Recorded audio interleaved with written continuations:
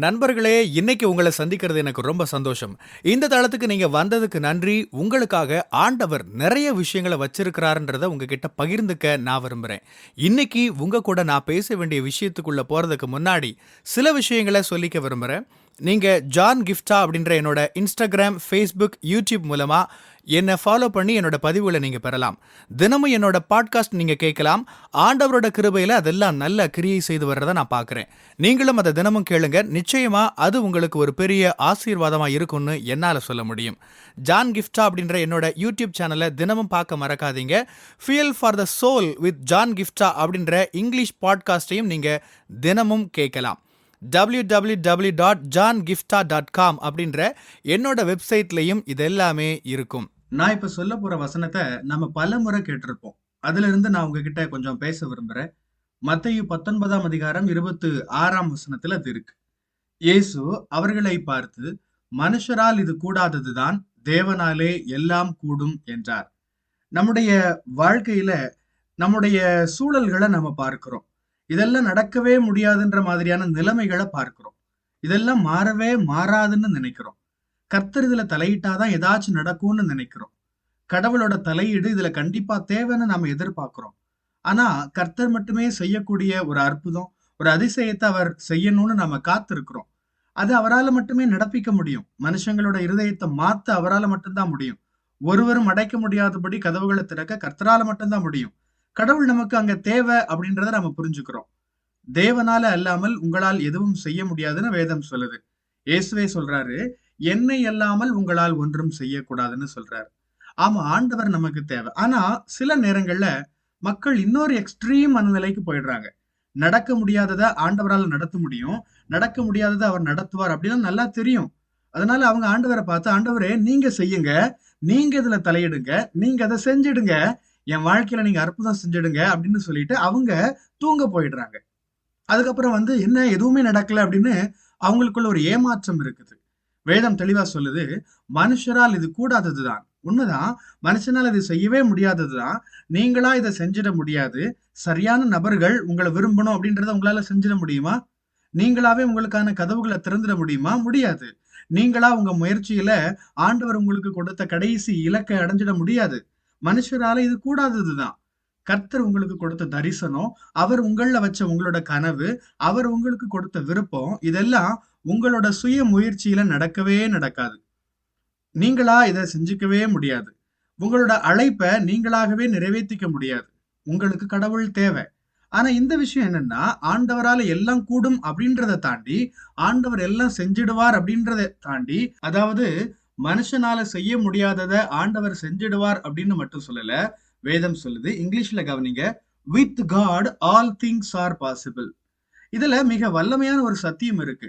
நிறைய மக்கள் என்ன நினைக்கிறாங்க தெரியுமா? நான் ஆண்டவரோட கரத்துல அதை கொடுத்துட்டேன், நான் அமைதியா தூங்குவேன். இல்ல, அப்படி சொல்ல முடியாது. ஆண்டவரே நீங்க செய்யுங்க, நான் சும்மா இருப்பேன், ஏன்னா இது உங்களாலதான் முடியும் அப்படின்னு சொல்றது இல்ல.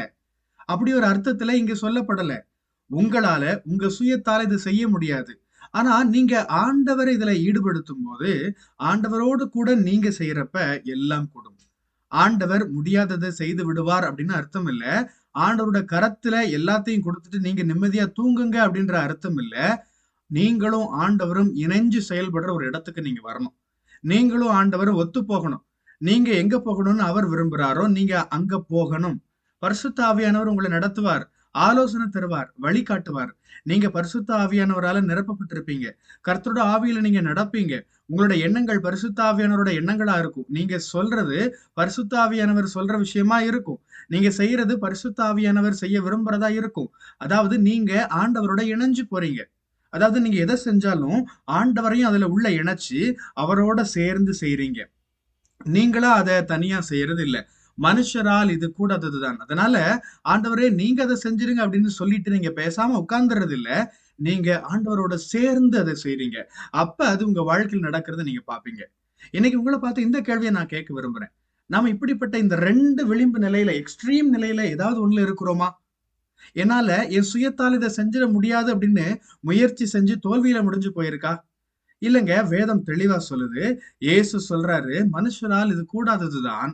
உங்க கனவுகளை உங்க சுயத்தால நிறைவேற்றிட முடியாது. ஆண்டவர் உங்களுக்காக வச்சிருக்கிற வெற்றிகளை நீங்களாகவே அடைஞ்சிட முடியாது. எத்தனை மோட்டிவேஷனல் ஸ்பீச் நீங்க பார்த்தாலும் கேட்டாலும் அது நடக்க போறதில்ல.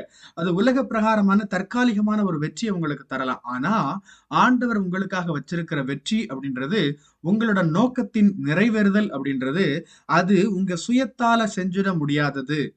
உங்களுக்கு நிச்சயமா ஆண்டவர் அங்க தேவை. ஆண்டவர் மட்டுமே செய்யக்கூடிய விஷயமும் அது இல்லைங்கிறத நீங்க புரிஞ்சுக்கணும். அவரோட உங்களை இணைச்சுக்கோங்க, ஒருமுகப்படுத்துங்க.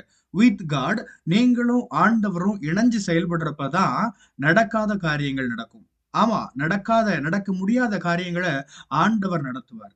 ஆனா அவர் எப்பவுமே உங்களோட சேர்ந்துதான் நடக்க முடியாத அந்த காரியங்களை செய்வார். வேதத்துல முழுசும் நாம அதை பாக்குறோம். அவர் ஜனங்களை பயன்படுத்துறார். மக்கள் மூலமா ஆண்டவர் காரியங்களை செய்யறார். அப்படித்தான் ஆண்டவரோட ராஜ்யத்துக்கான அற்புதமான காரியங்கள் அவர் செய்யறாரு. இன்னைக்கு நான் இதைத்தான் சொல்ல விரும்புறேன். நீங்க உங்களை ஆண்டவரோட ஒருமுகப்படுத்திட்டீங்கன்னா, அவரோட உங்களை நீங்க இணைச்சுக்கிட்டீங்கன்னா, ஆவியில நீங்க நடந்தீங்கன்னா, நான் கர்த்தரோட நாமத்துல சொல்றேன், இயேசுவின் நாமத்துல நடக்காத காரியங்கள் நடக்கிறத நீங்க பாப்பீங்க. ஆமென். ஆண்டவர் உங்களை ஆசீர்வதிப்பாராக. உங்களோட பகுதிகளில் பிரசங்கிக்க என்ன அழைக்க நீங்க விரும்பினா, டிஸ்கிரிப்ஷன்ல இருக்கிற இமெயில் மூலமா என்ன நீங்க தொடர்பு கொள்ளலாம். பிரியமானவங்களே, இந்த செய்தி மூலமா நீங்க உற்சாகம் அடைஞ்சிருப்பீங்க, ஆசீர்வதிக்கப்பட்டிருப்பீங்கன்னு விசுவாசிக்கிறேன். திரும்பவும் ஞாபகப்படுத்துறேன், நீங்க ஜான் கிஃப்டா அப்படின்ற என்னோட இன்ஸ்டாகிராம், ஃபேஸ்புக், யூடியூப் மூலமா என்னை ஃபாலோ பண்ணி என்னோட பதிவுகளை பெறலாம். ஜான் கிஃப்டா அப்படின்ற என்னோட யூடியூப் சேனலை தினமும் பார்க்க மறக்காதீங்க. Fuel for the soul with John கிஃப்டா அப்படின்ற இங்கிலீஷ் பாட்காஸ்டையும் நீங்க தினமும் கேட்கலாம். பாட்காஸ்ட் எபிசோடுக்கு நீங்க உங்களோட ரேட்டிங், ரிவ்யூ கொடுத்து ஷேர் பண்ண மறக்காதீங்க. www.johngifta.com அப்படின்ற என்னோட வெப்சைட்லையும் இது எல்லாமே இருக்கும். இந்த ஊழியத்தால நீங்க ஆசீர்வதிக்கப்பட்டிருந்து மற்றவங்களுக்கும் இதே ஆசீர்வாதம் சேரணும்னு விரும்பினா, நீங்களும் எங்க கூட சேர்ந்து ஆண்டவரோட ராஜ்யத்தை கட்டுற இந்த பணியை உங்களோட நிதி ஆதரவு மூலமாகவும் தாங்கலாம். கூகுள் பே அல்லது நெட் பேங்கிங் அல்லது பேபால் மூலமா நீங்க ஆதரவு தரலாம். எல்லா விவரங்களையும் டிஸ்கிரிப்ஷன்ல நீங்க பார்க்கலாம். ஆண்டவர் உங்களை ஆசீர்வதிப்பாராக.